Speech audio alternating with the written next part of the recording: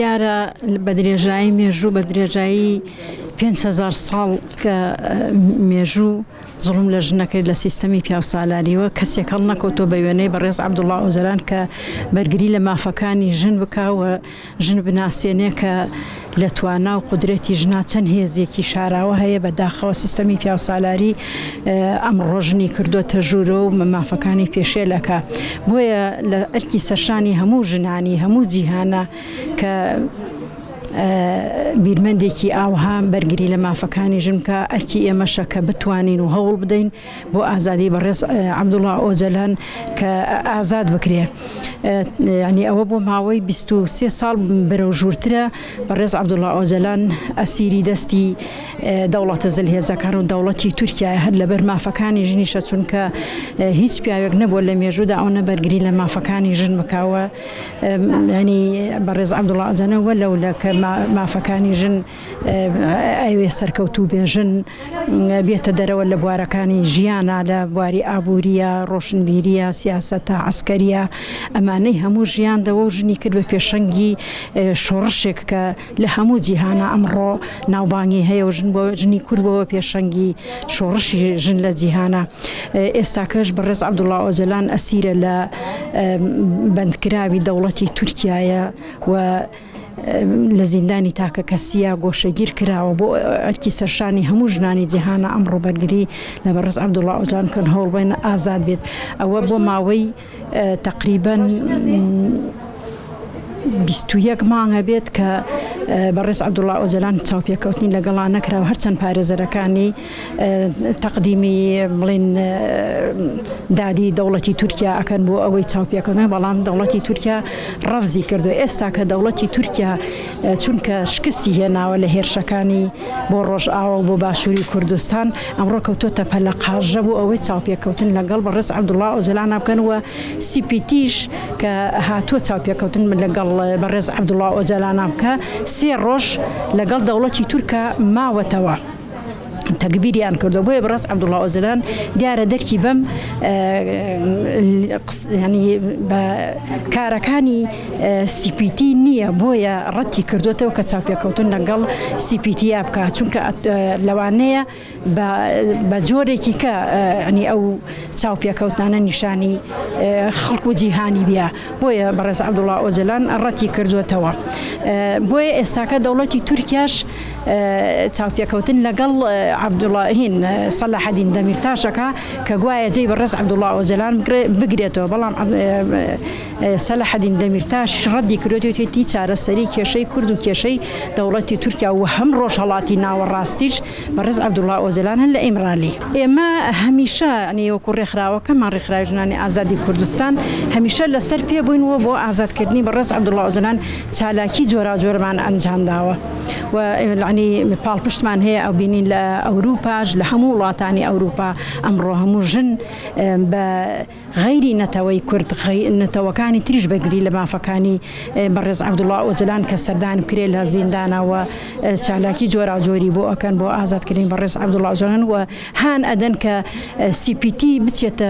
دوورگەی ئیمران و چاوپێکەوتنێکی ڕاستەقینە لەگەڵ بەڕێز عەبدوڵڵا ئۆجەلان ئەنجام بدەن. هەمومان زین کە ماوەی 24 ساڵە ڕێبەر عەبدوڵڵا ئۆجەلان لە ژووری تاکە کەسیدایە و ئەشکەنجەکان ڕۆژ بە ڕۆژ زیاترەکە 21 مانگە هیچ هەواڵێ لە ڕەوش و تەندروستی ڕێبەر عەبدوڵڵا ئۆجەلان نییە. بەداخەوە لەم دوایە CPT کە سەردانی کردووە لە سەردانێکا دوو جار دوو وتاریە و هەردووکی دژ بە یەکتریە لە جارێکی دەڵێ چاومان پێکەوتو لە جارێکی دەڵێ نەمان بینیوە و ئەمە ئەوە ئەگەیەنێت کە هەر کاتێ سەرکەوتنەکان لە ڕۆژاوای کوردستان و لە شاخەکانی کوردستان سەرکەوتن بەدەست بێ گۆشەگیریەکە لە ئیمرالی تونتر دەکرێتەوە. بۆیە ئێمەش وەکو ژنانی باشووری کوردستان کە لەناو ئەو خەبات و تێکۆشانەیە کە تێکۆشانەکەین کە ئەمڕۆ سەدەی 21 سەدەی ژنە و هەمووشمان دەزانین کە لە ڕۆژهەڵاتی کوردستان شۆڕشە بەڕێوەیە کە ئێستا ژن ژیان ئازادی کە پێشەنگە لە کوردستان و تەواوی جیهانە کە ڕێبەر ئاپۆ خەباتەکەی بۆ ژن بووە کە ژن وەکو ژنیەتی خۆی کە هەمومان دەزانین کە 5,000 ساڵ پێش ئێستا ژن بوونمان لێسەنراوەتەوە کاتێک کە ڕێبەر ئاپۆ لەسەر ژن نووسینەکەی هێوا ئەو تێکۆشانە کە ئەمڕۆ ئەبینین ژن پێشنگایەتیەکە، ژن فەرماندەیە، ژن خاوەن بڕیارە، ژن ئەتەشی خۆی هەیە، وای کردووە کە ئەمڕۆ ئێمەی ژنان کە باوەڕ بە خۆمان هەبین، کە ئیرادەمان هەبێ، ئیرادەیەکی بۆڵین بەرامبەر بەو دوژمنە کە لە کۆیلایەتی دەرچوین، کە بەرامبەر بە سیستەم و عقلێتی پیاوساری و باوکسالاری کە ئەمڕۆ بە تایبەتی لە باشووری کوردستانە بەداخەوە ڕەوشی ژن لە دۆخێکی زۆر نەخوازراودایە. بەڵام کاتێک کە باسی ژنەکەین ئێمە لە دوو ڕوانگەوە سەیری ژن دەکەین. ژنێک کۆیلەیە، ژنێک لە ناو سیستەمی سەرمایەداریە خەڵق بووە و ژنێکیش ئەمڕۆ بۆتە پێشەنگ و تێکۆشان. بۆیە بە دڵنیاییەوە کە ئەمڕۆ پارادیگما و فکر و فەلسەفەی ڕێبەر عەبدوڵڵا ئۆجەلان و درێژە بەو دروشمەی ژیان ئازادی لە باشووری کوردستانە کە ئێستا خاوەنی ڕێخستنی خۆیەتی و بنگەی تێکۆشانی ئازادی بەردەوامە. ئێمەش وەکو ژنانی باشووری کوردستان لەسەر دروشمی ژیانی ئازادی کە ئێستا لە دروشم دەرچووە بۆتە شۆڕشیە لە ڕۆژهەڵات و هەمیشە ژنان پێشنگایەتی ئەو شۆڕشەکەن. چکە ڕێبەرە بڵێ تا ژن ئازاد نەبێ کۆمەلگا ئازاد نابێت، تا کۆمەلگا ئازاد نەبێ پیاو ئازاد نەبێ. ئێمەش سۆزە دەین و پەیمان دەدەین کە هەمیشە لە ناو ئەو تێکۆشانەیە جێگامان هەبێ و بەردەوامی بەو تێکۆشانە دەین. ئەو فکر و فەلسەفە و ئایدیایی ڕێبەر ئۆجەلان ئەبێ هەموو ژنێک بزانێت تاکە فەلسەفە و تاکە فکر و فەلسەفەیەکە کەوا لە خەمی ڕاستەقینەی ژنانایە. هەر ژنێک ئەو فکر و فەلسەفەیە